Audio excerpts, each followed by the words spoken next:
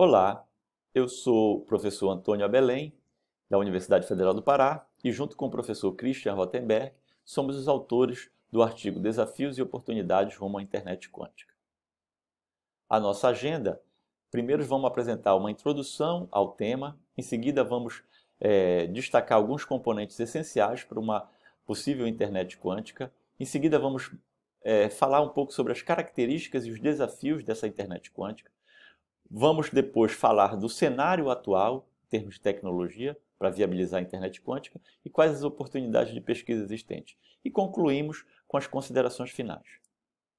A principal motivação para uma internet quântica é habilitar essas aplicações que estão fora dos alcances de uma internet tradicional, da internet clássica que temos hoje, né?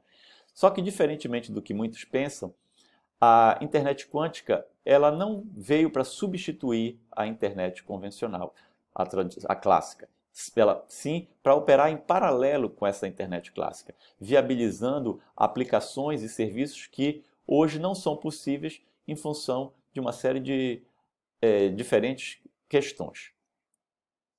Atualmente, a aplicação mais conhecida para o uso de uma internet quântica é a distribuição de chaves públicas usando criptografia quântica. Essa aplicação já é usada em alguns contextos. E apesar de ser muito importante, é muito pouco face à grande oportunidade que temos com o uso da computação quântica e da comunicação quântica.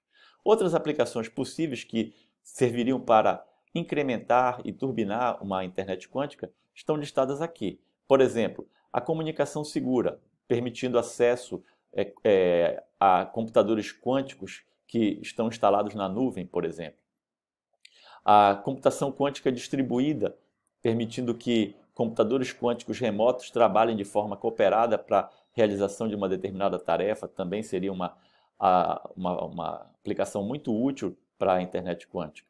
Tarefas que requerem coordenação distribuída, como sincronização de relógio, eleição de líderes, obtenção de consenso, são outros exemplos de aplicações muito importantes que seriam viabilizadas através de uma internet quântica.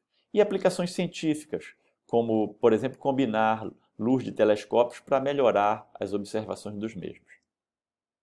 O objetivo principal do nosso artigo é apresentar esses conceitos sobre comunicação quântica, quais os desafios e oportunidades de pesquisa no contexto de redes quânticas, em especial de internet quântica, fomentar o debate e contribuir para o desenvolvimento do tema. Os componentes essenciais para uma internet quântica são canais de comunicação, repetidores quânticos e nós finais. Os canais de comunicação são canais de comunicações que estejam habilitados à comunicação quântica, né? Nesse contexto, nós temos fibras ópticas ou mesmo o espaço livre, principalmente através de comunicação via satélite. Os repetidores quânticos, ou na verdade computadores quânticos, eles têm um papel muito importante porque eles viabilizam a comunicação quântica a distâncias longas, né? E eles têm um cuidado especial porque os qubits, a informação quântica, ela não pode ser copiada nem amplificada, né? Por uma série de teoremas, entre eles o teorema da não clonagem, da mecânica quântica, que não permite que essa informação seja copiada.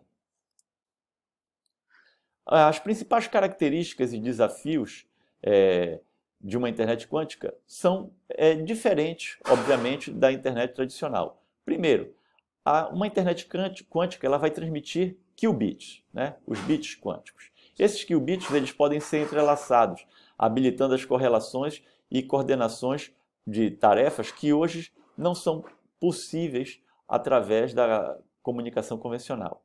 Por outro lado, esses qubits não podem ser copiados, o que gera um grande desafio para alcançar distâncias maiores.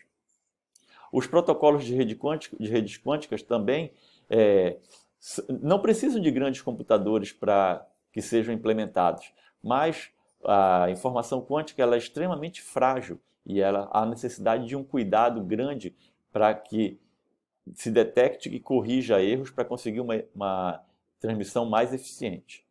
Isso gera alguns desafios importantes. Por exemplo, transmitir qubits por longa distância, desenvolver outras aplicações quânticas úteis além da distribuição de chaves públicas através de criptografia quântica e definir a tecnologia necessária para implementá-las.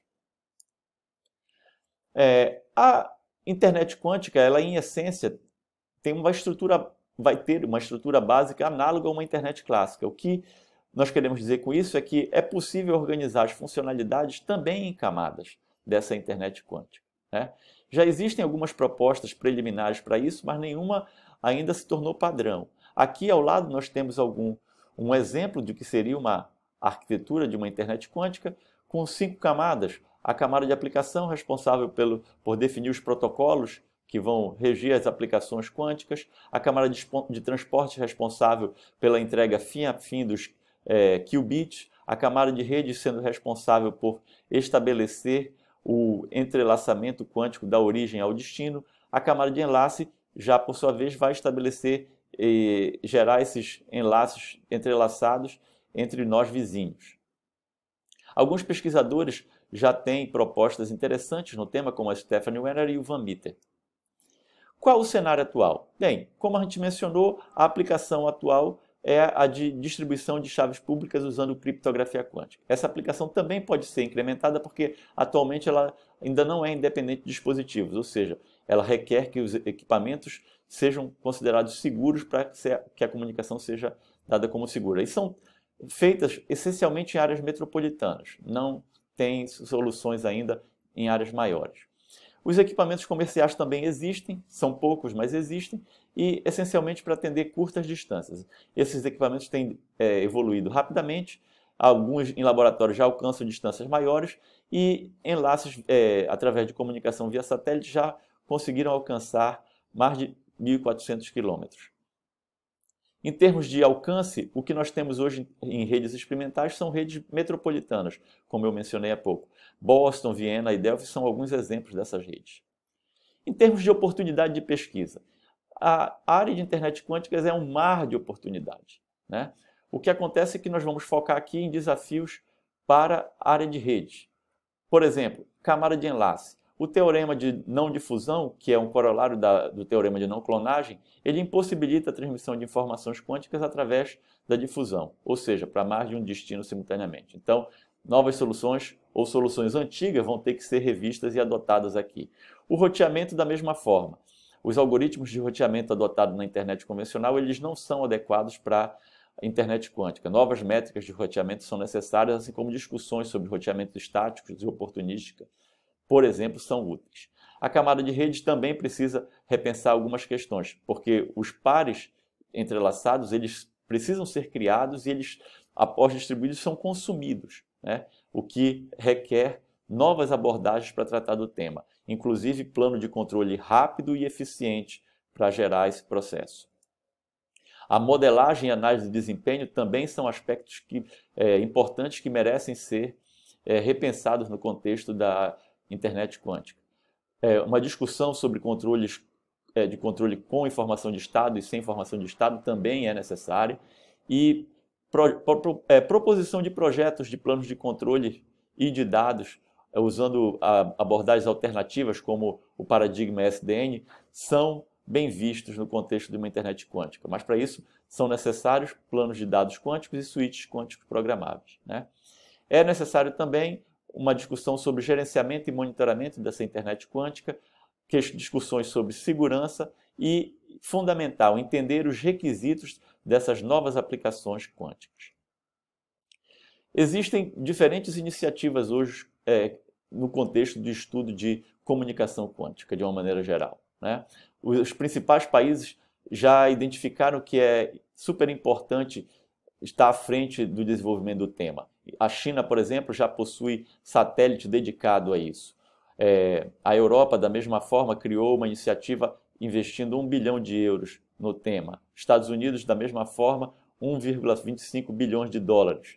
E a National Science Foundation recentemente criou vários laboratórios para diferentes atividades de rede quânticas.